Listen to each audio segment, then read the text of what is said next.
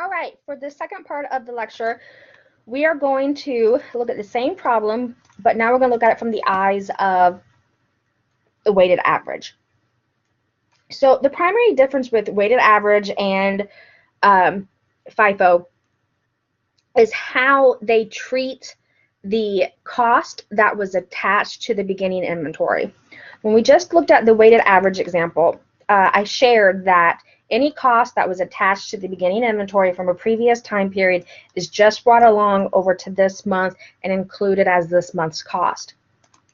Under the FIFO method, they do not do that. They only want to track the cost that actually incurred during the month of production.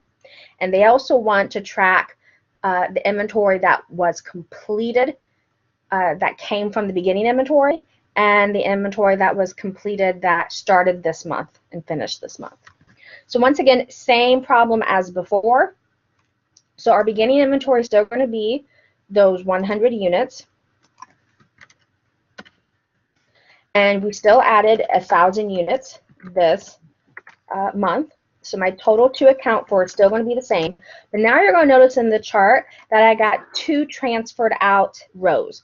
One says transferred out from beginning work in process, and one says transferred out from new production. So as you guys all know, FIFO stands for first in, first out. So that means under FIFO, we're saying those 100 units in beginning inventory were the first that was transferred out. All right, and we know that we completed a total of 800 units. So therefore, the first 100 came from beginning inventory, and then therefore the remaining 700, because 700 plus 100 is 800, came from new production. And that still leaves us with 300 of ending inventory. So just like before, we have to calculate the equivalent units. And one way to think about equivalent units is work we done this period. And for FIFO, that's very, very important. I kind of like to think FIFO is the selfish method. It only wants to keep track of what happened this month or this period. So beginning inventory, we didn't have to pay attention to the amount that was completed under weighted average, but now we do. So it tells us beginning inventory 100% was already complete in regards to materials, 40% complete in regards to labor, and other costs was 40% complete. So we want to calculate the work we did this period. So therefore, since materials was 100% complete when those 100 units, that means we didn't have any work to complete this period in regards to materials. Now, labor costs and overhead costs, they were originally 40% complete. So therefore, we had to finish the remaining 60%, or if you want to think of it, 1 minus 40%. And that's going to be the same for other costs because it said it was 40% complete. So that means when it started at the beginning of the month, it was 40% complete. So therefore, we had to finish the remaining 60%. Now, the work that we started and finished this month, because all of it happened this month, and because we know for it to be finished, it means the product had to be complete. So it's going to be 100% complete across the board in all categories. Now, ending inventory, this is going to be treated just like we did on a weighted average, where once again, it tells us that the materials were started at the beginning of the process. So that is the equivalent of saying materials were 100% complete. And ending inventory was 40% complete in regards to labor and other costs. Once again, I'm trying to track what we did this month, so I will times it by 40% for labor and 40% for other costs. So where you really got to make sure of the percentages, under transferred out from beginning work in process, we're calculating the amount of work we had to do to finish it. So these were the percentages completed at the beginning of the month. These percentages were completed in another time period. While under ending inventory, we're calculating what we did this month as well. So we're looking at what was completed. So making sure you get in the right mind frame for these two rows here is very critical. And same thing again, we're going to add up exactly how many units we worked on for all three rows.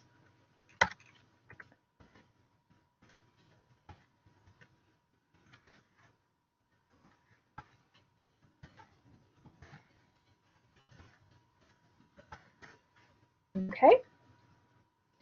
Now that we have that, we want to look at cost. Once again, we only care about costs that incurred this period. So as you recall, we had costs associated with beginning inventory, but those costs incurred another time period. So we will actually not factor, excuse me, we will not factor those in. We're only going to factor in the cost that we incurred. So in a lot of ways, you could say FIFO is more accurate in regards to the timing of cost.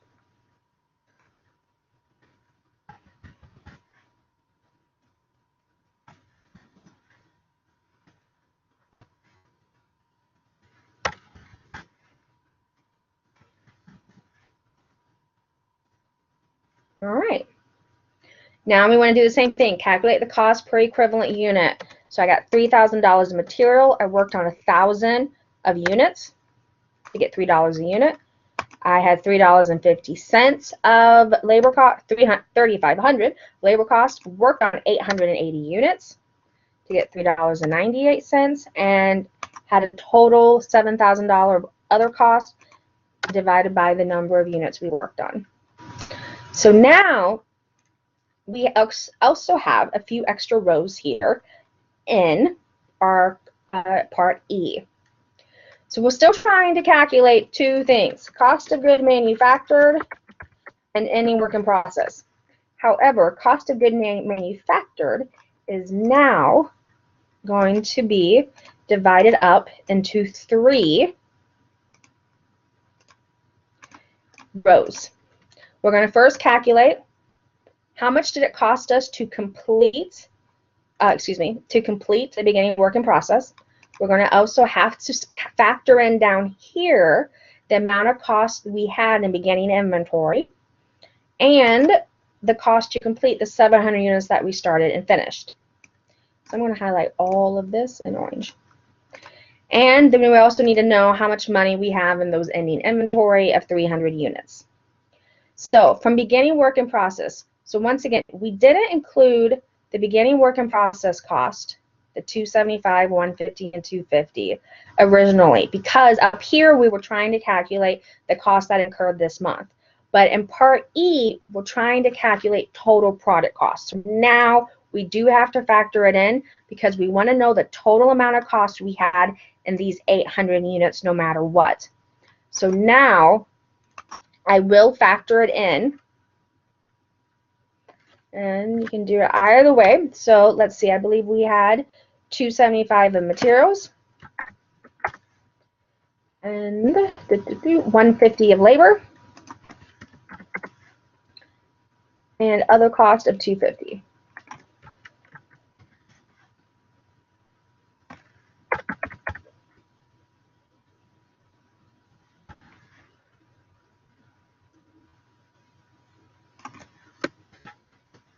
Okay. Now we want to calculate the cost of those 100 units that we had to finish. So we have $3 of material in every equivalent unit. We didn't work on any units for materials, so there was no cost there.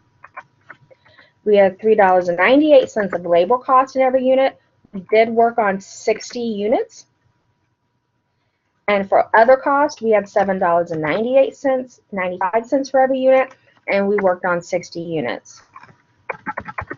So the total sum, we had $715.91. So that was the total cost to complete these 100 units.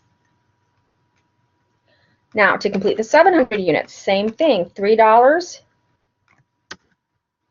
times the 700 units, the $3.98 times the 700 units, and the $7.95 times the 700 units.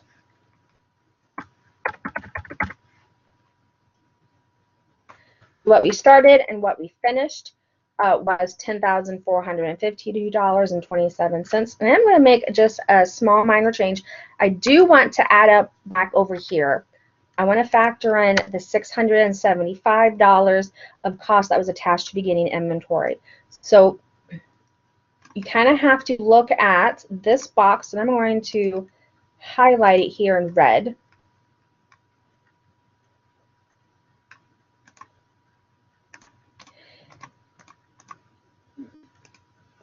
Boy, that did not work out as I had anticipated. Let's try that one more time.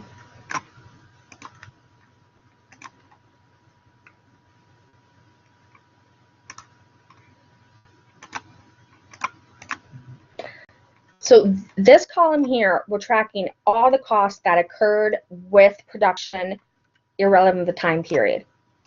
While over here, we're just calculating the cost that happened this month. So because of that, let's eliminate. Let me do something real quick here. Let's type this in manually. We're going to eliminate this cost here. Okay, so once again, red box, we're wanting to track costs for production of those products no matter what time period. Over in this area, we're going to track cost that just happened during this time period. All right, so none of this has changed, of course. So now when we calculate the ending work in process, we have $3 of material cost for 300 units, and I'm just going to fill this in. So for labor, we had $3.98 for 120 units, and we had $7.95 for 120 units. Grand total of $2,331.82.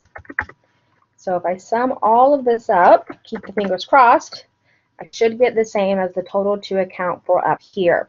So if I was trying to calculate now my cost of good manufactured, it's going to include, all right,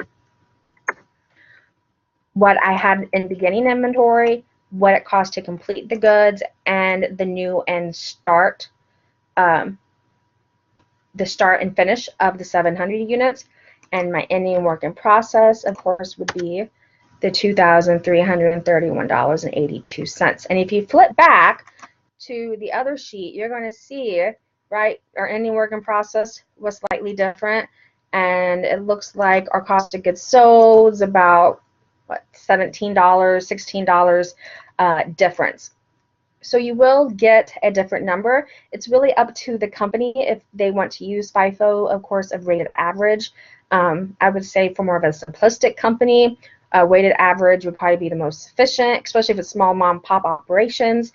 It's a little bit easier. Now, of course, in reality, you have an accounting system that would be handling all of this, but you still need to understand the process of how that number is being calculated, right? Once again, computers is really just the work of humans that has programmed them. So you always want to validate the number.